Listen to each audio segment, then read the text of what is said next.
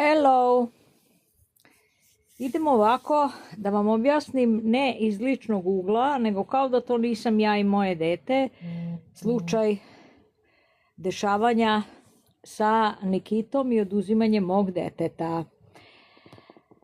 Do danas. Zašto tvrdim da Evropa nema pravo deteta i šta je tu zajebala Srbija i Evropa? Kakve to veze ima sa trgovinom decom i nedostatka prava deteta u Evropi? Ko su vinovnici u Beogradu i u Srbiji? Vezano sa trgovinom dece, nevezano od mog deteta, sa trgovinom dece iz Beograda. Dakle, Nikita je moje treće dete, Nikita Stipanović, njen otac je iz Subotice, s kojim sam bila u vanbračnoj zajednici i nisam znala, nakon 3 godine naše vanbračne zajednice, ja nisam znala da je on bio učesnik ne samo kao vojnik u ratu na Kosovo, nego za neke druge kontraobaveštajne službe, pa je rokao i ujke i Turke.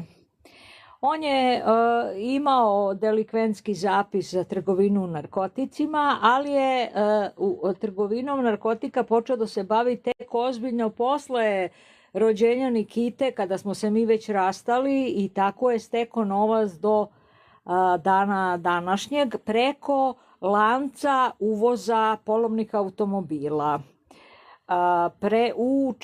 Koji sam ja dosije ušla preko pokojnog Mirka Hajčar, sestrića Ilineja Bulovića, ubijenog 2016. godine. Preko njega sam i upoznala Nikitinog oca. Ja sam saznala da sam trudna kada sam već izbacila Sašu iz našeg stana, i kad sam saznala da sam trudna, rekla sam Saši: dete, hoću, tebe neću. Vrati se kod svoje mame. Tako je i bilo, međutim Saša je nastavio da vrši nasilje nad nama još dok sam ja bila u trudnoći. Polomio mi je ruku, o čemu postoji zapis u Subotici u svim relevantnim službama, kao i njegovim nasilnim napadima na mene u trudnoći i na mene sa detetom, bebom, kad se dete rodilo. O čemu ima zapis i u kriminalističkoj službi za ubistva u Subotici. Također, socijalno Beograda i Subotice je sve to znalo i nije reagovalo, kao i policijsko-sudski. Zatim, ja sam Nikitu rodila u placenta previ i najtežoj trudnoći, tako što je njen otac uspeo bez mog saznanja moj lični stan da izda u Subotici. Ja sam ostala na ulici sa najtežom placenta previja trudnoćom. Većinu sam provela u bolnici u Beogradu. Moji roditelji su mi zdušno pomogli. Ne znam da li više moj otac, što je bio presedan jer sam ja uvijek bila sa ocem u lošim odnosima. Zatim moja majka, koja mi nije dala ništa da radim u periodima kad nisam bila u bolnici Narodnog fronta zbog placenta previje najteže trudnoće. Moja majka je sve radila za mene, također i kada se dete rodilo i do detetovog kršćenja. Zatim moja sestra, koja je zdušno u svemu bila uz mene na svaki mogući način, i kada se Nikita rodila, izašla iz svoje sobe da bismo mi sve u belom opremili sobu za bebu.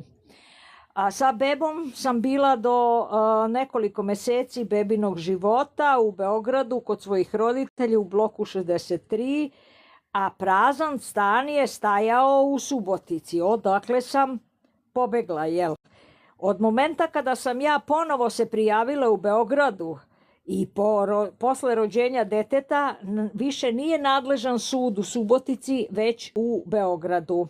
I za dete i za mene. Tako ja nisam morala dete nositi uopšte nikada ocu, a otac je dete upoznao sa nekoliko meseci, zato što sam ja to dozvolila u Subotici, kada sam se u Suboticu u svoj stan sa bebom vratila. Otac deteta Nikite nije bio ni na rođenju, ni na krštenju koje je organizovala moja mama. Zatim, Nikita se rodila 22. aprila i otac je upoznao sa nekoliko meseci. U tokom trudnoće sam dobijala batine i ostavljena da krvarim na ulici. Zatim sama sam krečila taj stan. U tom trenutku i kasnije 7 godina sam bila jedini staratelj bez ikakvog viđenja i podrške oca deteta. I nisam imala ni dosije, niti koristila drogu i alkohol, nisam imala ni dugova, ni poroka i potpuno mentalno zdrava. Mnogo je svedoka koji svedoče koliko sam ja detetu Nikiti bila posvećena. Nikita je moje 3. dete, a prvo 2 starije dece su iz prvog braka sa Nenadom. Zatim, kada je došlo do ponovnog nasilja u Subotici, ja sa detetom Nikitom, prijavljujem svim relevantnim službama u Subotici i prijavljujem u Beogradu. Nikita je više puta izložena nasilju. To sada preskačem i zatim sam bila u zbegu po regionu u državama Jugoslavije i zvaničnu zaštitu tražila od zvaničnih pravnih i nevladinih institucija zajedno. Dakle, i u Crnoj Gori, i u Hrvatskoj, i u Bosni, i svi su i oni su se o to oglušili. Nikita je dete mene majke Srpkinje i po ocu Hrvatica i Mađarica. Što je još frapantnije za zaštitu jednog deteta na Balkanu. Zatim ja sam došla 2010. godine, ali već učestvujem u aktivizmu nevladinih organizacija od uvođenja zakona o diskriminaciji, pa sam poznavala sve lidere nevladinih organizacija i tadašnje opozicije i tako sam u stvari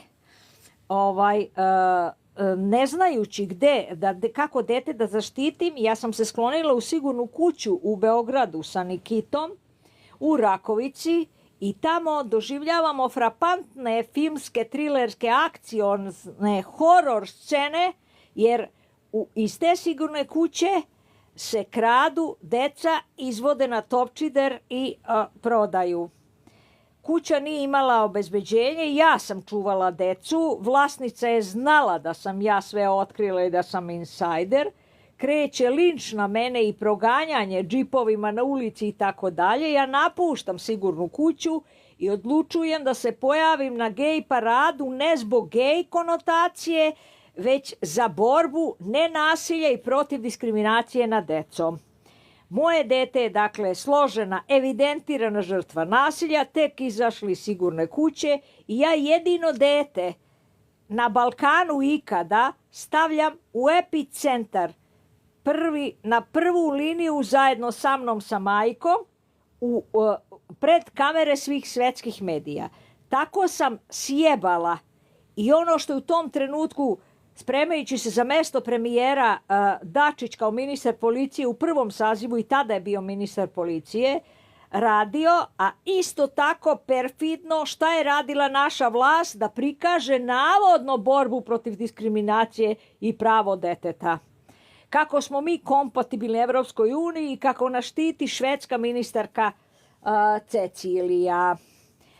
Zatim ja sam nakon tog dana zapravo doživela, bez obzira što je to zabeleženo u svim svetskim medijima i konstatovana činjenica, Evropska unija se naljutila na mene i zapravo istog dana mi je dete bez pripreme, bez jednog dokumenta i bez prava na izjavu advokata oduzeto, dok su neki policajci plakali. Sada preskačemo patetiku i nakon toga je dete, ja sam uhapšena, a dete je stavljeno pod obećanjem da će mi ga vratiti. I pred detetom su to rekli. Stavljeno je u prihvatilište na Zvezdari. Nakon 3 dana ja budem puštena iz zatvora i kao nikom ništa, hapšena naravno zbog aktivizma, sve ima političku konotaciju i kako je Evropa naredila, Dačić je izdao nalog, dete je meni oduzeto, ja sam uhapšena, Ali kada dolazim u prihvatilište po dete nakon 3 dana, oni meni kažu dete je ušlo u sistem, ne može. Zamolila sam da se pozdravim sa detetom uz njihov nadzor, to je njihova ustanova, uz njihovo prisustvo, da bi detetu objasnila. Međutim, oni mi to nisu dozvolili, nikakav kontakt sa detetom. Ja čujem dete u susednoj prostoriji i meni dolazi vaspitačica da kaže vaše dete je izuzetno mirno. Nikita je bila multitalentovana dete i crtala i pisala i delila svoje crteže i okupljala ljude oko sebe i neverovatnu spremnost u svakom smislu imala i takvo dete je sve samo nije bilo mirno. Ja sam njoj rekla sramota vaš i vaše struke, jer vi ste preskočili neke lekcije izgleda u školi, u obdaništu, moje dete nije mirno, zar ne vidite da vam je dete već palo u duboku depresiju? Ja sam je bila 7 godina i otac i majka. Kada sam izlazila iz tog centra, ja sam pitala mogu li ja da uđem u sistem, da budem uz dete dok vi to sve ne ispitate što tvrdite da ima da ispitate. Oni su rekli ne, obratite se socijalnom Natošinom bunaru. Ja u to vreme, ponavljam, nisam imala ni dosije, ni pravni teret, niti poroka, niti sam koristila podsticajne supstance, a detetu sam bila apsolutno posvećena.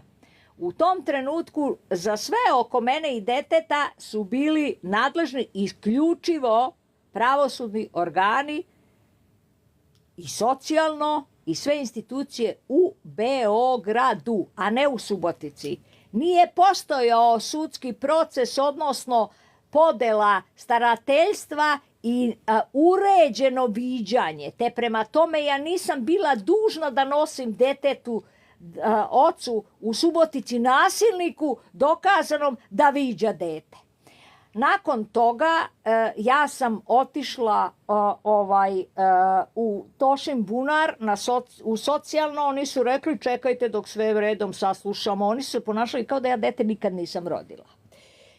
Ja sam tog trenutka izašla i zarekla sam se sebi da neću da se ubijem, da će proći plač koji je trajao 2 meseca jer znam da me dete treba, da sam apsolutno apstrakovana i da je mojem detetu ukinuta majka. Svega sam ja tada bila svesna i zarekla sam se da ću kad tad, ne da budem u konfrontaciji sa Ivicom Dačić, već ću da mu stanem kad tad rame uz rame i da imam još veće pozicije nego što ima on, pogotovo u Ministarstvu spoljnih poslova.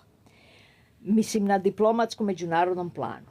E sada, što treba da povežete? Ja tada odlazim u Švedsku.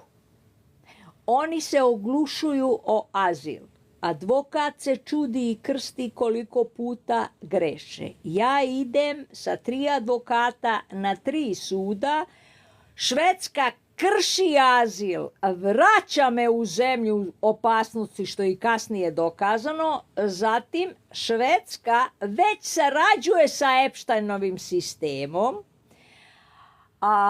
tako da sam ja u Švedskoj otkrila na koji način se deca oduzimaju naša u Švedskoj i ko sarađuje iz institucija u Beogradu u Švedskoj i koji naši političari imaju veze sa tim i ko je tadašnju političarku Anu Lind ubio sa 11 uboda i dolazim do čoveka našeg koga sam saslušala i taj snimak eksplicitno imam i predala sam. Ne može mi se ukrasti jer sam odavno predala izveštaj gde ja mislim da treba. Zatim meni pokušavaju 6 nasilnih napada u Švedskoj. Atentat puškom rajfel sudski dokazan u Švedskoj, zbog čega imam pravo na doživotno lečenje u Švedskoj. ali me odbijaju za azil, oglušuju se uopšte o priču deteta i vraćaju me u Srbiju. U to vreme su mi nudili da sarađujem, niko nije još znao u svetu za Epštajna, ja sam znala i u to vreme radila sam i na nekim istragama oko arhiva naših ljudi, trgovine međunarodna narkotika i na migrantskom čuvanju dece i asistenciji sa policijom u Švedskoj. Paralelno sa tim mojim angažovanjima, ja sam u stvari pokušala da tražim pravdu za svoje dete, ali umesto pravde da mom detetu ovi koji tvrde da ima prava deteta ne samo u Evropi nego u Srbiji i na gej paradi, dok Dačić na Dnevniku govori da svako dete mora biti zaštićeno, da on to garantuje i da mu pomaže i podržava ga švedska ministarka Cecilija 2012. godine. Moje dete se nalazi na jednom kraju sveta, a ja u Švedskoj. I meni sestra javlja eno naše Nikite na Dnevniku, a Dačić iza njega ogromna slika mog deteta dok tvrdi da je svako dete u Srbiji zaštićeno. Zatim, meni se nudi da ja učestvujem u kancelariji koja će da uzme 3 evra to su mi u Švedskoj nudili, 3 evra po glavi stanovnika. Ja imam zapis o tome. Ja imam kome sam davno rekla o tome. Dakle, meni je, ponavljam, 2012. godine usred Švedske nuđeno, vrbovana sam da sarađujem, da zavodim kancelariju u jurenju tog nekog koji drži neku decu na ostrvu kome su oni dali pseudonim da bi ga sakrili, da se ne zna da je to Epštajn. Njegov nadimak je bio Koni. Ovo niko nigde nikad nije izgovorio, ni sada u svetskim medijima od afere Epštajn, ni dok je bio živ, ni sada. Kogod sad zbog virala na medijima i na TikToku objavljuje. Nadimak Epštajnu je bio Koni. Ja sam naravno to odbila i za malu ludnicu trpela posledice. To su sad filmske scene. Međutim, od 6 nasilnih napada, jedan je atentatom sudski dokazan pre nego, još dok sam bila u Švedskoj, a to je ovo puškom rajfel, to je plaćeni ubica, bio pola Šveđanin, pola Nemac, Michael Wigren. Zatim, ja iz Švedske dolazim u Srbiju. Od tada, od 2010. godine do dana današnjeg, u Srbiji, u Švedskoj, u Francuskoj, institucije se oglušuju o prava deteta, o azil, više puta pokušaja atentata oružana sačekuša na mene, hapšenja, lažne prijeve, zadržavanje pasoša dokumenata, represije u svim konotacijama, medijski i pravni lič, tortura u Beogradu, prebijanje policije, novi nasilni napadi, oružana sačekuša u Beogradu i tortura 2 nedelje u Francuskoj dokazana sudski. Pa ljudi moji, dakle, to je otprilike forma slučaja zašto i od kada ja doživljavam politički progon. U međuvremenu ja nastavljam svoj aktivizam koji je počeo još mami Nujak, prvi ubijen na listi dosijea od Rankovića, pa 1991. ja kao vlasnik prvog privatnog univerziteta u celoj Jugoslaviji, prvi sponsor najaktuelnijeg opozicionog B92, gde je Željko Mitrović bio sekretar. Ja zapravo sam jedan od krucijalnih organizatora devetomartovskih demonstracija, ko ne veruje nek pita Vuka Draškovića, nevezano od uloge Kneleta. Zatim, 92. do 97. ja odlazim u Grčku i zatim, što se tiče politike, ja ponovo u aktivizam ulazim 2008. godine. Kada sam istaknuta, uvedite zakon o diskriminaciji na konju, međutim, noću dolazi policija i budi moje dete i baca ga i kaže šta će ti ova Hrvatica. To je prvi moj kontakt sa policijom bio. Nakon toga, čuli ste, 2010. dolazim u centar i Sigurne kuće, a već sam otkrila prodaju decu u Sigurnoj kući I nakon toga 2019. i 2020. ja sam na čelu sa svojim performanskom opozicije dok nisam shvatila da je pozicija zloupotrebljena. O čemu danas govore i Evropski parlament i najnoviji sastanak na kome sam ja prisustvovala 22. oktobra u Strasburu. Dakle, ko ubija našu decu, ko ovde navodi diverzije i ko u stvari instruiše, ne zna se da li vlast, to će se tek saznati, ali opoziciju sigurno. Zatim, ta ista sila mene progoni godinama, 15 godina, dakle u nekoliko država. Ako je to sve bilo do sada, ne znači da nema leka. Ako ja nisam ovde ni opozicija ni vlast, ne znači da ne govorim istinu i da ću poginuti ko ideale zaginu budale. Upravo znači da sam sve izdržala i da nisam zastrašljiva ni potkupljiva. Isto tako, u međuvremenu, ja sa aktivizmom učestvujem u mnogim državama i međunarodnim projektama. Sa Đuricom Stankom kao njegov asistent i zamenika, on član komisije. U evropskim integracijama čak držim govor u Palati Srbije pred Evropskim savetom i našim pozicionarima zajedno sa nevladinim sektorom i civilnim i vladinim sektorom. Poglavlje 28 zaštite zdravlja i potrošača. Sa Đuricom Stankom putujem i na strane konferencije godinama i donosim izveštaj gde su i saznajem kako se preko Đurice crpe evropski fondovi i svetski fondovi. Što je rezultiralo da je zadnje godine, dok je bio živ, do marta 2024. moj kolega i onaj s kojim sam bila jako bliska kao saradnik i prijatelj,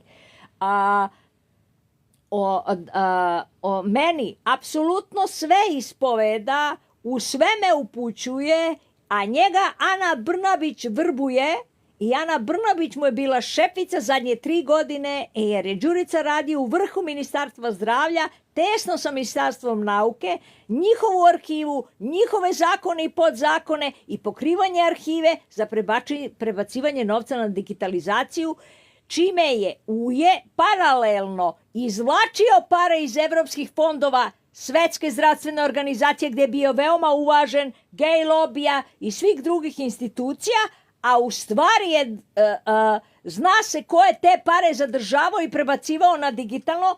Đurica je zadnjih meseci prebacivao i sisavao pare iz trezora tako što je uzimao dan, noć, pokriće i arhivu, a onda svakih nekoliko dana išao u trezor na Tošinom bunaru.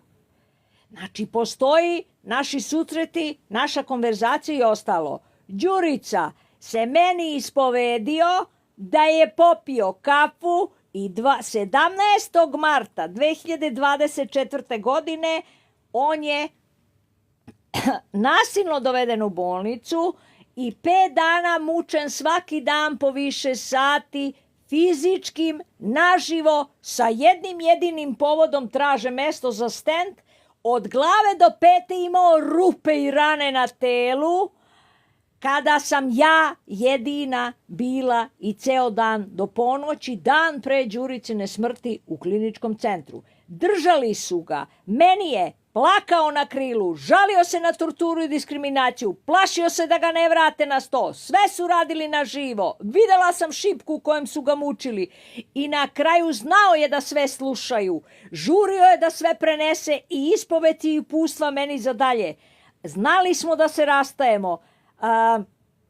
Rekao je da zapravo da su mu bili najveći zvaničnici u sobi. U Novom kliničkom centru u Beogradu držali su ga, urgentnom Novom kliničkom centru, držali su Đuricu Stankov kao da je Bog, da prikažu stranim institucijama, dakle kao da je sam predsjednik sveta.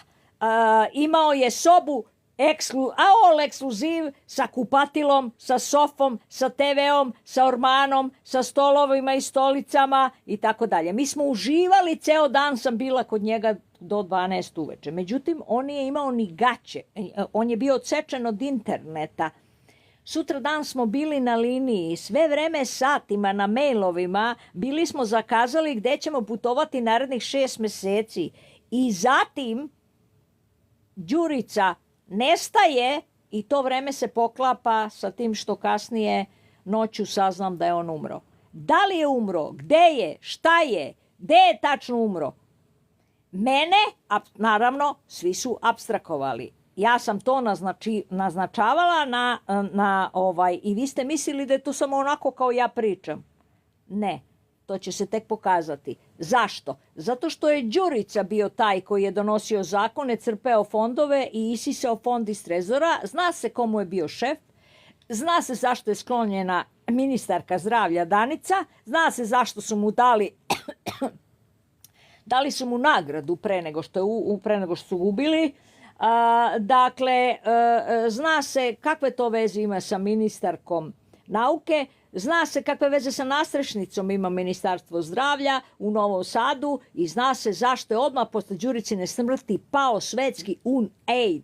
A UNAID ja imam na diplomi i ja sam konkretno više puta se sastajala van Srbije zajedno sa Đuricom, sa tadašnjom potpredsjednicom UNAID. Ja sam je lično slikala, ja sam jurila za nju baklave po Sarajevu i sedeli smo zajedno, ručali za stolom. Šta dalje?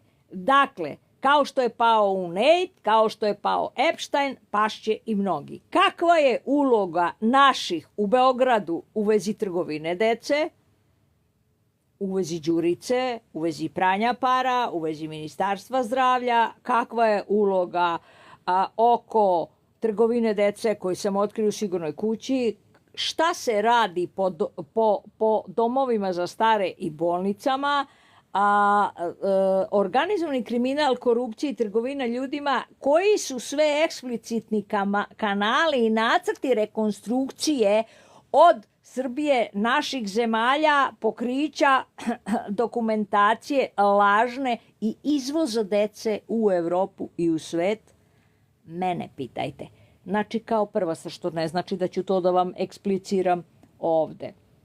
Dakle, da li vam je jasno koliko sve postoji činjenica mog znanja eksplicitnog i dokaza zbog čega mene mediji kriju, zbog čega mi sabotiraju TikTok i zbog čega su mi ukrali i upali u Gemini i izbrisali i pravi se blesavi i pisali šta hoću.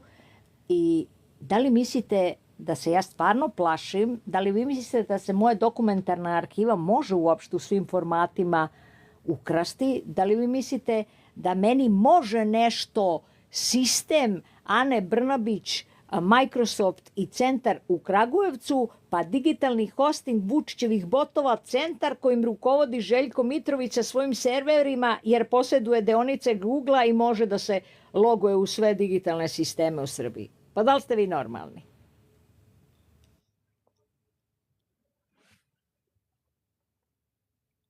Tako. Je li vam jasno?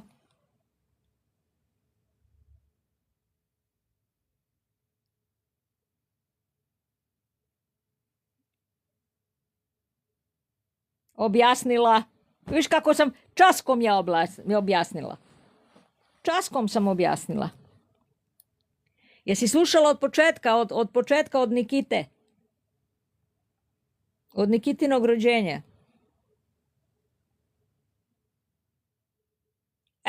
Kako ti zvučite?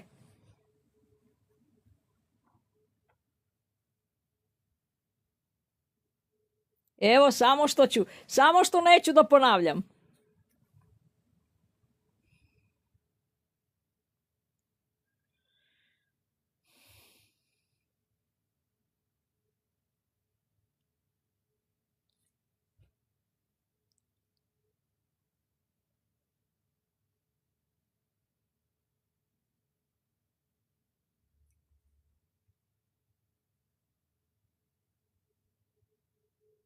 Tako da je sasvim jasno zašto me Dačić pušta niz vodu, zašto ne reaguje na neposrednu opasnost, zašto se čeka diverzija nova veća nego nastrešnica, zašto se upada u moj Gemini. Naravno, opozicija jedva čeka da ja ponovo idem na ulicu, hoću kurac. Znači ja tog trenutka kad izađem na ulicu, to znajte da je gotovo. Znači mene više niko živi neće moći da zaustavi. Ja ću u svojoj formi da izađem. To vi izvinite, to će bude neviđena revolucija do sad. Ali ja ovo što vam pričam i svoju borbu neću da radim se u ulici cepajući se da štrajkujem ispred Skupštine i predsjedništva. Nego ću lepo da iz inostranstva uradim takav udar da će da se osramote svi vinovnici organizovanog kriminala i nedostatka deteta i u Evropi i u Srbiji i trgovine decom, pa i oni koji su tesno povezani sa Epsteinom i sa trgovinom ljudi sa Balkana.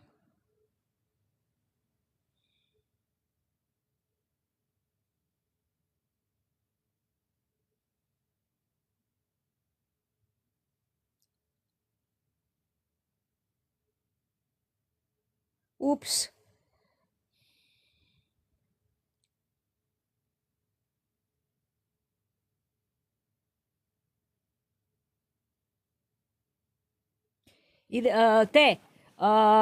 Isključit ću pa ću da uključim ponovo. Budi tu. Isključit ću skroz pa ću da uključim ponovo.